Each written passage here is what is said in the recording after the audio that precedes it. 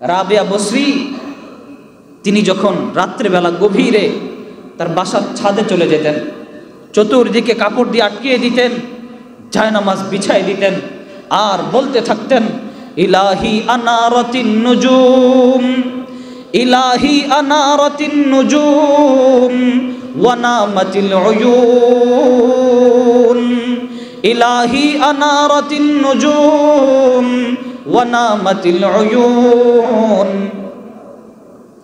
ওয়া গাল্লাকাতিল মুলুকু আবওয়াবাহা ওয়া খালা কুল্লু হাবিবিন বিহাবিবিহি ওয়া হাযা মাকামি বাইনা ইয়াদাইকা ইয়া রাব্বি ওয়া হাযা মাকামি বাইনা ইয়াদাইকা ইয়া রাব্বি।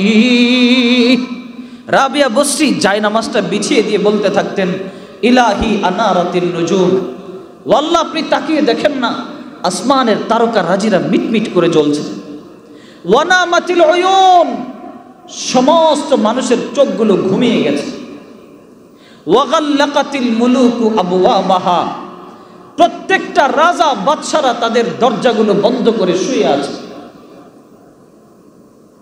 ওয়া হাযা মাকামি, ও আল্লাহ আপনি দেখেন না, আমাকে একটু তাকায় দেখেন, পৃথিবীর প্রত্যেকটা ভালোবাসার মানুষ একে অপরের সাথে বিছানায় শুয়ে আছে, ওয়া হাযা মাকামি বাইনা ইয়াদাইকা ইয়া রাব্বি, ও আল্লাহ আপনি আমি রাবিয়া বসরিকে একটু তাকায় দেখেন, আমি তো শুধু আপনার জায়নামাজে আপনার ইশক ও মহব্বতে পড়ে আছি। আল্লাহু আকবার।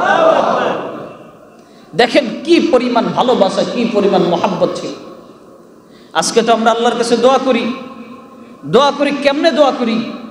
ওই যে ধরেন হোটেলে গেলাম, হোটেলে যাওয়ার পরে বলি, এই সবজি দিবা, আলু ভাজি দিবা, ডাল দিবা, গ্রিল দিবা, নান দিবা, তাড়াতাড়ি করো। আমাদের দোয়ার স্টাইল এরকম যে আল্লাহ আমি বিপদে আসি, আল্লাহ আপনি উদ্ধার করে দেন, আল্লাহ মুসিবতে আসি আপনি মাফ করে দেন, আল্লাহ আমার টাকা লাগবে আপনি দিয়ে দেন, আল্লাহ যা কিছু দরকার আপনি মেহেরবানি করে সব কিছু করে দেন। আমাদের দোয়ার স্টাইল এরকম।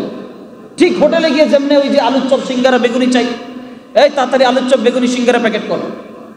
আমাদের অবস্থা ঠিক এরকম, আল্লাহ এটা দাও, সেটা দাও, এই দাও, সেই দাও। আরে দোয়া মানেটা কি? আরে দোয়া তো হচ্ছে আল্লাহর সাথে কথা বলা। দোয়া মানে কি? দোয়া তো হচ্ছে আল্লাহর সাথে গোপনে নিজের মনের ভাবটা পেশ করা। দোয়া মানে কি? দোয়া মানে তো হচ্ছে আমার আল্লাহর সাথে আমি প্রেম আলাপ করা। বাবা অনেক সময় সন্তানদেরকে গুরুত্বপূর্ণ বিষয় বোঝানোর জন্য ডাক দেয়, বাবা এদিকে আসো, তোমাদের সাথে একটু কথা আছে। সন্তানরা সবাই গোল হয়ে বসে, এরপরে বাবা আস্তে আস্তে করে একটা একটা করে করে সন্তানদের সাথে কথা বলতে থাকে, সন্তানরাও তার সাথে কথা বলতে থাকে। বলেন এই কথা আর হাঁটতে চলতে ফিরার কথা দুইটা কি এক হতে পারে?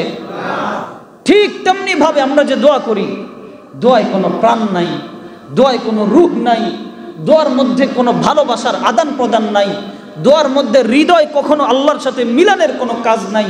বাস এই মন চাইছে আল্লাহ এটা দেন, সেটা দেন, এই দেন, সেই দেন, এভাবে কখনো দোয়া কবুল হয় না। বরং এটা তো দোয়া করা না, বরং আল্লাহর সাথে তামাশা করা, তামাশা। দোয়া করতে হবে একদম নিজের ভাব, মনের সব কিছু উজাড় করে দিয়ে আল্লাহর সামনে পেশ করতে হবে, আল্লাহ আমি এটা চাই, আল্লাহ আমার এটা লাগবে, আল্লাহ আপনার কাছে তো কমতি নাই, তাহলে আমাকে দিতে আপনার কি সমস্যা? আল্লাহ আমি তো আপনারই বান্দা, আল্লাহ না দিলে তো আমি মাহরুম হয়ে যাব, আল্লাহ একটু দেন না। মোহাব্বতের সুরে, ভালোবাসার সুরে যখন আল্লাহর কাছে চাইব, বলেন আল্লাহ কি ফিরাই দিতে পারবে? বলেন পারবে? আরে আল্লাহ কি বলেন শোনেন, আল্লাহ বলতেছেন, আরে শোনো, ইন্নার রিজকা ফি কবদি, ও বান্দা রিজিক হচ্ছে আমার হাতের মুঠোয়। রিজিক কার হাতের মুঠোয়? আল্লাহ বলছেন রিজিক হচ্ছে আমার হাতের মুঠোয়। কিন্তু আফসোস, বনি আদম আমার কাছে না চেয়ে সে দুনিয়ার পিছনে ছোটাছুটি করে। বনি আদম আমার কাছে চায় না, বনি আদম খালি দুনিয়ার পিছনে ছোটাছুটি করে। ঠিক 7 আসমানের উপরে আরশে আজিমের সাথে আল্লাহ রাব্বুল আলামিনের যে দরজা লাগানো, রিজিকের দরজা 7 আসমানের উপর থেকে আসে। এটা 24টা ঘন্টা আল্লাহ তাআলা খুলে রাখেন, আর ওই দরজাটা ঠিক আল্লাহর আরশের সাথে লাগানো আছে। সুবহানাল্লাহ। বান্দা যদি দুনিয়ার পিছনে ছুটাছুটি না করে আগে আল্লাহর কাছে চেয়ে নেয় যে আল্লাহ আপনি আমাকে দেন, আল্লাহ বলেন ইন্নার রিজকা ফি কবদি, বান্দা রিজিক তো আমার হাতের মুঠোয়, সুতরাং যার মনে চায় সে আমার কাছ থেকে রিজিক চেয়ে নাও। সুবহানাল্লাহ, আল্লাহ রিজিক চেয়ে নিতে বলছে। আর আমরাও বুঝি রিজিক মানে টাকা পয়সা, আমরাও বুঝি রিজিক মানে বাড়ি গাড়ি, আমরাও বুঝি রিজিক মানে মনে হয় আরামে চলা, ভালোভাবে চলা। সব বিষয় এটা রিজিক না, এটা রিজিকের একটা প্রকার, রিজিকের একটা মাধ্যম। আরামে আপনি ঘুমাতে পারেন, এটাও আল্লাহর একটা রিজিক। যে ঘুমাতে পারে না তাকে গিয়ে জিজ্ঞেস করেন তার কাছে কেমন লাগে। যার ঘুম আসে না তাকে গিয়ে জিজ্ঞেস করেন, যার ঘুমের ওষুধ খেয়ে ঘুমানো লাগে তাকে গিয়ে জিজ্ঞেস করেন ঘুমটা কত বড় রিজিক। সে বলবে তুই আমার সারা পৃথিবী নিয়ে যা, আমাকে একটু ঘুমাতে দে। এক তাবলিগ জামাত গিয়েছে ইউরোপের একটা দেশের মধ্যে। সেখানে যাওয়ার পরে এই বান্দাগুলো যখন মানুষদেরকে দরজার সামনে নক করে আর বলে কোনো পুরুষ মানুষ থাকলে একটু বাইরে আসেন, এই কথা বলে ভিতর থেকে বাইরে নিয়ে আসে, এনে তখন আস্তে আস্তে বুঝাতে থাকে, দিন বুঝায়। যেই না দরজা নক করলো, লোকটার গেছে মেজাজ গরম হয়ে, ওই লোকটা ঘাট ধাক্কা দিয়ে বের করে দিল। কিন্তু আশ্চর্য হয়ে গেল যে যেই ব্যক্তিকে ঘাট ধাক্কা দিয়ে বের করে দিল তার পাশে আরো 2-3টা মানুষ দাঁড়িয়ে আছে। এই মানুষগুলো এত ক্লান্ত ছিল, এত পরিশ্রান্ত ছিল, এরা সবাই দাঁড়িয়ে দাঁড়িয়ে দেয়ালের সাথে হেলান দিয়ে ঘুমাচ্ছে। এই লোকে এই দৃশ্য দেখে দাঁড়িয়ে গেল, বলল আগে আমাকে বলো তোমরা এমন কোন ওষুধটা খাও যেই ওষুধের কারণে এভাবে তোমরা ঘুমাচ্ছ। ওই লোক বলল আমরা তো তেমন কোনো ওষুধ খাই না। আমির সাহেব বুঝে গেছে সমস্যা কোন জায়গায়, বলে হ্যাঁ এই ওষুধ আমার কাছে আসেন, আপনি যদি আমার সাথে যেতে পারেন, যা যা বলবো যদি তা তা শোনেন, তাহলে আপনাকে আমি ওষুধ দিব। বলে ঠিক আছে, ভালো কথা। এই কথা বলার পরে তাকে ওষুধ দিবে। ওই ওষুধের লোভে লোভে ঘর থেকে বের হইছে।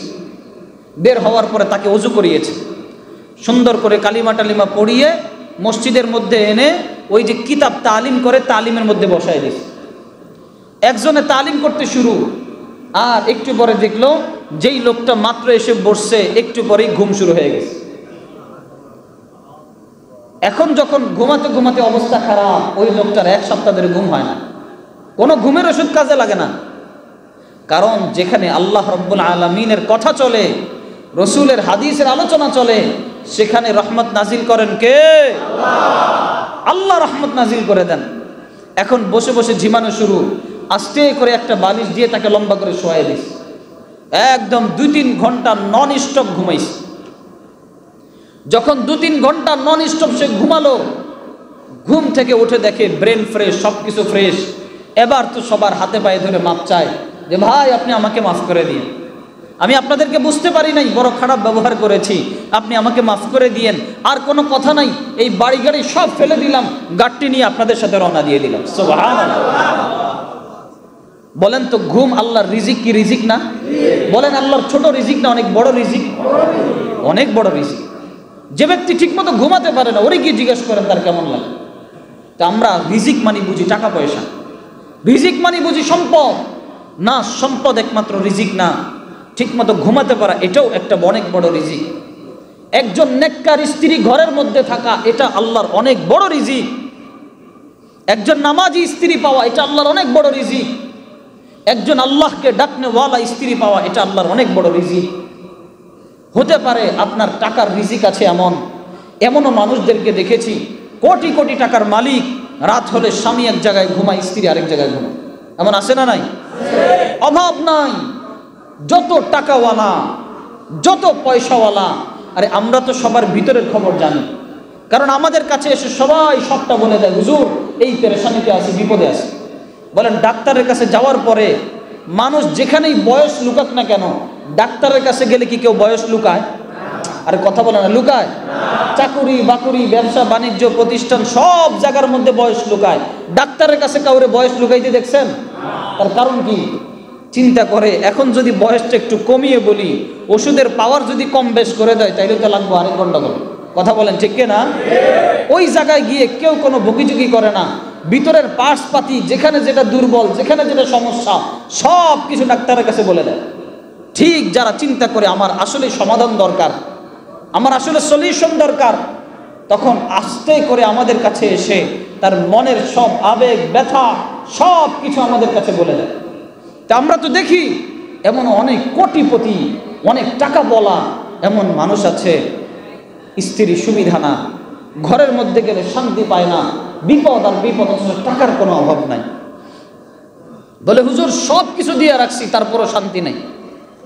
ওই যে আল্লাহ টাকার রিজিক দিছে, কিন্তু স্ত্রী নামক যেই একটা নেককার রিজিক ওটা আল্লাহ তার কাছ থেকে ছিনিয়ে নিয়ে গেছে। তার মানে টাকা পয়সাই খালি রিজিক না, মানুষ আরামে ঘুমাতে পারা এটা সুন্দর রিজিক, নেককার স্ত্রী পাওয়া এটা অনেক বড় রিজিক, একজন নেককার সন্তান পাওয়া এটাও আল্লাহর অনেক বড় রিজিক। তার কারণ কি? যেই বাবার সন্তান আছে কিন্তু নেককার না, বদকার সন্তান, বলেন ওই বাবা সন্তানের কারণে জায়গায় জায়গায় বেজ্জতি হতে হয় কি হয় না? ওই বাবা যত সম্মানিতই হোক না কেন, ওই সন্তানের কারণে জায়গায় জায়গায় তার ছোট হতে হয়, জায়গায় জায়গায় তার নাক কাটা যায়। কেন? তার একটা নেককার সন্তান নাই। নেককার সন্তান হওয়া এটাও আল্লাহর অনেক বড় রিজিক। নেক সন্তান পাওয়া এটা আল্লাহর অনেক বড় রিজিক। সমাজের মধ্যে একটা সম্মানের স্থানে থাকা, আল্লাহ তাআলা সমাজের মধ্যে ভালো একটা অবস্থানে রাখা, এটাও আল্লাহর একটা রিজিক। এভাবে আল্লাহ তাআলার রিজিকের শেষ নাই। যদি বলতে যাই সারা রাত শেষ হয়ে যাবে। বলেন আল্লাহর রিজিক বর্ণনা করা শেষ হবে? আমরা মনে করি রিজিক মানে টাকা পয়সা। আজকে থেকে খালি রিজিক মানে টাকা পয়সা ভাববো না, আল্লাহর কাছে খালি টাকা পয়সাই চাবো না, বলবো আল্লাহ আপনার দুনিয়াতে যত বরকতের রিজিক আছে আপনি আমাদেরকে দান করেন। বলেন কি বলবো? বলেন আল্লাহ আপনার দুনিয়াতে যত বরকতের রিজিক আছে আপনি আমাদেরকে দান করেন। আবার বলেন কি বলবো? আবার বলেন।